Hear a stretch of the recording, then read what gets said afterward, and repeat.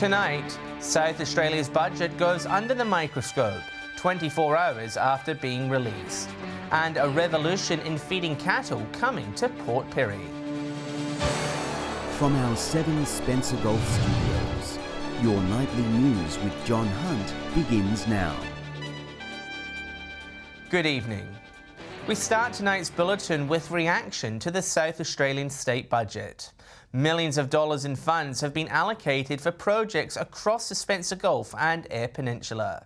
Labor MPs claim there's a city-centric focus in the document, but the Liberals say there's plenty on offer for the regions.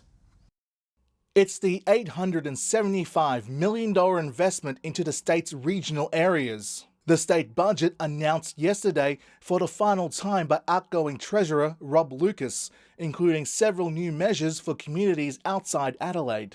As we manage our way out of the financial and economic destruction caused by COVID-19, South Australia is at the dawn of an exciting future. Over $786 million committed to improving outdated regional roads, with $120 million also delivered for regional educational facilities over the next 4 years. Funds also included for the duplication of the Augusta Highway between Nantawarra and Lochiel. The Freight Council welcoming the move. The freight industry is certainly very happy with the money that we've received for regional roads in this budget. But the Labor member for Giles says the budget has missed the mark for his electorate and the rest of our region. Do we want basketball stadiums in the central business district, or do we want to save lives out in the region when it comes to the highway between Port Wakefield and Whyalla? The member for Stewart rejecting those claims.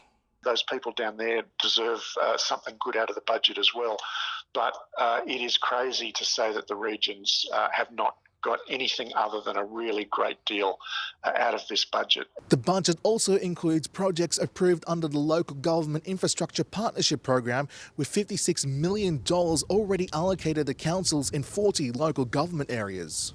Whyalla Steelworks also benefiting, securing $942,000 to support the transformation of the ageing plant. It's currently undergoing an improvement program as part of the GFG's Green Steel project. The Lower Eyre Peninsula also winning big, with $3.6 million allocated to the Port Lincoln foreshore redevelopment. The Ryan Mitchell Swim Centre in Port Augusta also scoring big, with $1 million allocated towards its renewal, while Port Pirie has received $760,000 to help improve access to community infrastructure for residents living with disabilities. Mark Zeta, 7 Spencer Gulf News. Meanwhile, member for Barwon Roy Butler says he's happy with what his electorate received from the New South Wales state budget. Money allocated to continue road sealing projects, as well as funding for an undercover training facility at Broken Hill TAFE. A good budget, not a great budget, but a good budget for Barwon. $740 million of specific funding for projects in Barwon, and an untold amount of money in the billions of dollars that sits in statewide programs, which we'll find out about in coming months. A share of $5.7 million also secured for social housing in the city. But the Community Housing Industry Association says the budget fails to support those already waiting. South Australia has closed its border without advance notice with New South Wales. The announcement made early this afternoon is effective immediately and means only essential travellers will be able to enter SA. A 100-kilometre buffer zone will allow Broken Hill residents to travel into the state. There are no changes for travellers from New South Wales who are already in SA. New South Wales today recorded 10 new locally acquired COVID-19 cases. A nuclear waste dump proposed for South Australia has cleared a major hurdle, with a short list of sites passing the Senate on Monday night. The federal government is now required to name a site, expected to be Napandee Farm near Kimber. After months of wrangling, the nuclear waste dump set for the Eyre Peninsula is moving to the next stage. The process of actually acquiring the land will get underway, and then we can start dealing with the advanced designs or the full designs of the facility. Legislation for the project finally passing the Senate. It's been over 12 months since we've been trying to get this through the Senate. It hadn't been presented before, but we had been looking for enough support across the spectrum. Federal Resources Minister Keith Pitt is now required to name a site, expected to be near Kimber. The news allowing the community to plan for its arrival. Well, it'll mean surety for our community that we can actually plan for a future, that we know where we're going, and we can build on the assets that we've built on over the last few years. 90% of Kimber locals casted their vote, with 62% voting in favour. I think for our community, I think ultimately it will be a sense of relief. We're finally going forward in the process. It's been a really, really long process. The change is also providing for a judicial review, which the local Indigenous community is planning to pursue. But Mr Ramsey confident it's in the right place. The government is committed to the pathway of not putting this in a community that does not want it. Dylan Smith, 7 Spencer Gulf News. The first advanced processing facility to use a seaweed-based feed supplement for cattle could be constructed in Port Pirie as early as the end of this year. It's part of a push to develop a more sustainable future for the industry. Working towards a more sustainable future. This is a science and technology company.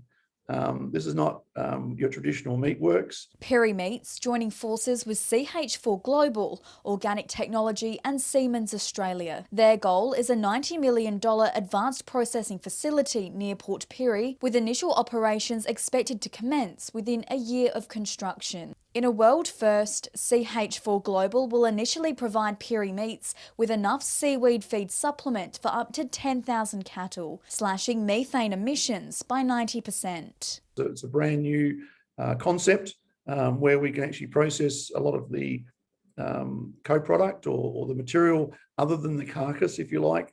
We can process that into high value, human grade and medical grade material. Local leaders throwing their support behind the ambitious project. Talking about 250 odd thereabout jobs for one shift, and then if it goes to 2 shifts later on, it will be absolutely 400 or 500 people working there. To us, looking at an unemployment rate about 9.5%, this is magnificent for our area. The state government also welcoming the plans. We're talking about a centre of excellence with regard to this really, clean, green, high-tech processing. Katrina Musson at 7 Spencer Gulf News. Still to come tonight, pastoralists gather in Broken Hill for an industry seminar, and Port Lincoln set to play host to a world record attempt.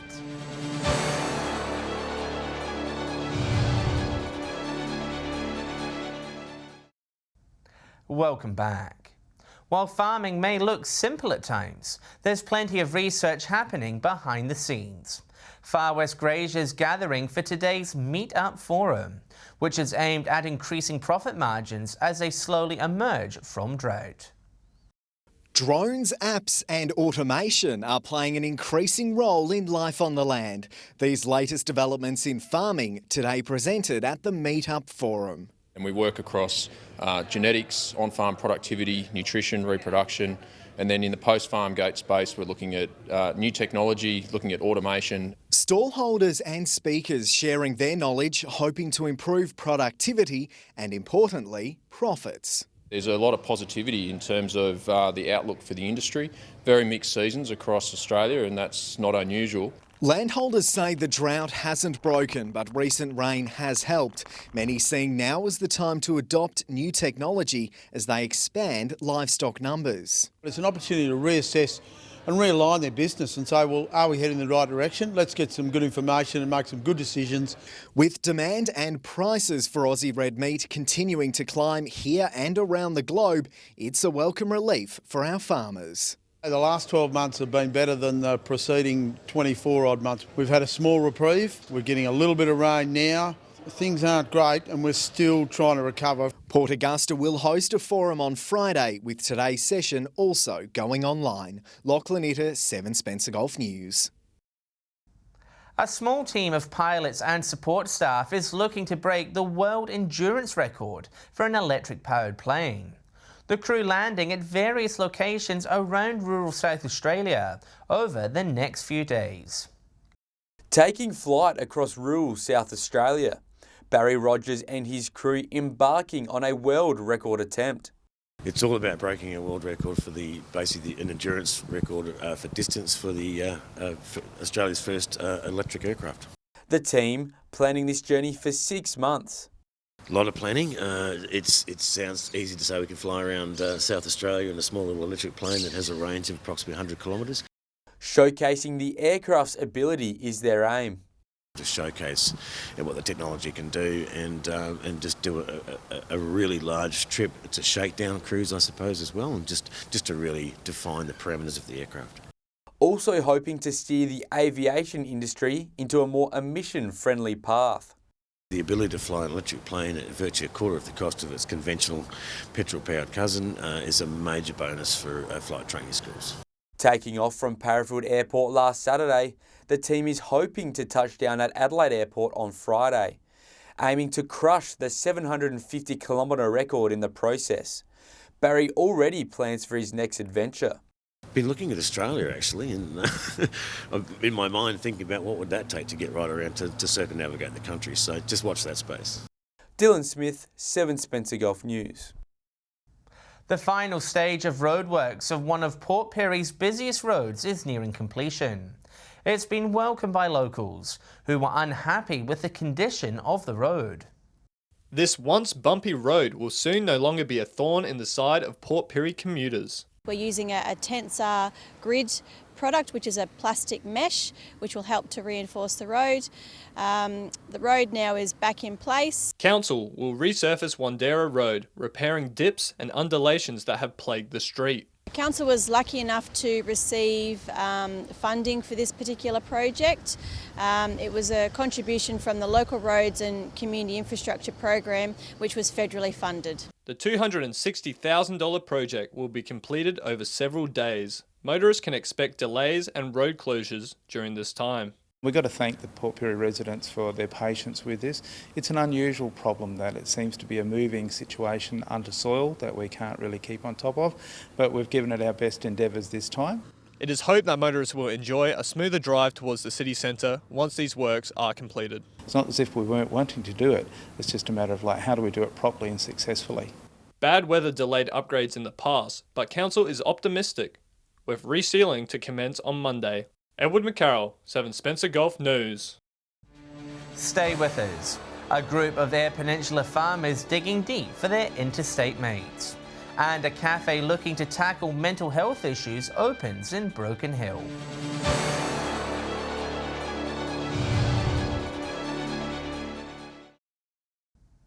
Sharing coffee with a friend is something most of us take for granted. But a new cafe in Broken Hill hopes to save lives over a cuppa. The Safe Haven Cafe will provide support for those having a tough time in a more relaxed setting. Taking those feeling suicidal away from the emergency department and into a place that aims to provide a more welcoming setting. The Safe Haven Cafe opening at Broken Hill Health Service, funded by the New South Wales Government. It's the second of its kind in the state. I can't even imagine the difference that this service will make. Up until now, people have had to present to the emergency department after hours. It's a very clinical, busy space. Inside, it looks more like a holiday home than a hospital room. Doctors replaced with peer support workers provided by Mission Australia. They're able to share their own experience and their own stories and are able to provide hope and be inspiring to others.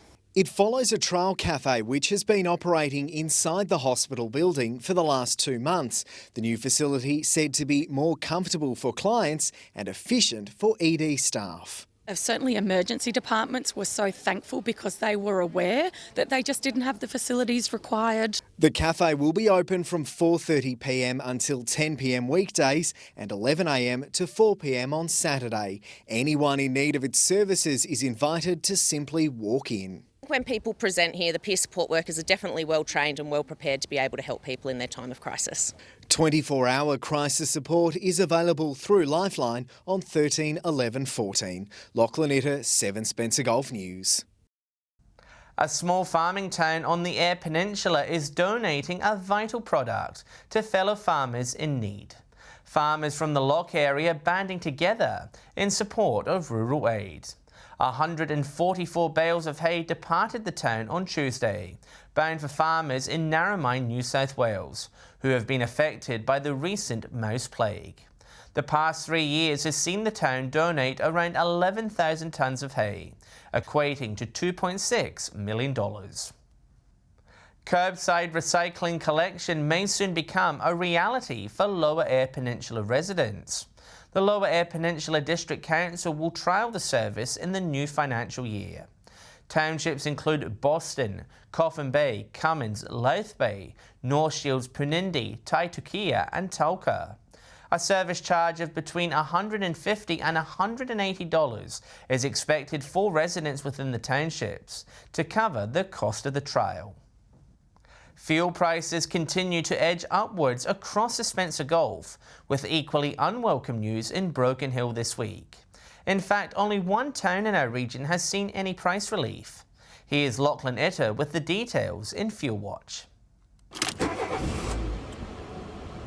There are a couple of headlines when we look at fuel prices this week. Some outlets in Broken Hill have smashed the $1.50 barrier, and drivers in Port Augusta have seen comparatively large price jumps. Let's look at unleaded first, and clearly there are still some better prices out there in Broken Hill because the average cost is just under $1.50 a litre. Port Augusta jumping by around 1.5 cents to $1.45. Now that doesn't sound too bad, but look at Port Lincoln and Port Pirie. They've gone up by less than half a cent. You'll pay $1.43 in Lincoln and $1.38 in Pirie. Prices unchanged in Whyalla and Kadina, both sitting slightly under $1.41. Unleaded in Adelaide is creeping up, $1.37 a litre this week, so the usual shop around message applies. You can find outlets selling for under $1.20. Over to diesel, where only Port Lincoln escapes unscathed. Prices there actually dropping, but still around $1.38 a litre. Everywhere else is on the way up. The largest jumps are in Whyalla and Port Augusta, rising to $1.42 and $1.44 a litre respectively. Kadina also going up by a couple of cents to $1.39. Port Pirie up a cent to $1.36 a litre. Broken Hill, the most expensive here as well, $1.49, but again, some are selling diesel for over $1.50. Prices in the city also up at about the same rate of increase as our region. You'll pay $1.37 there. Finally to Autogas, where we usually see at least Adelaide's price change, but not this week. Absolutely nothing of note this time around. The best option continues to be Whyalla, and Port Lincoln is the one to avoid. Remember that these prices are the regional averages and do not reflect any one particular outlet. And if you do spot unleaded, diesel or Autogas cheaper, be sure to let us know on our Facebook page. Stay with us after the break. New figures show our local cities doing well with their superannuation funds. And we'll have the weather details with Alex Sykes.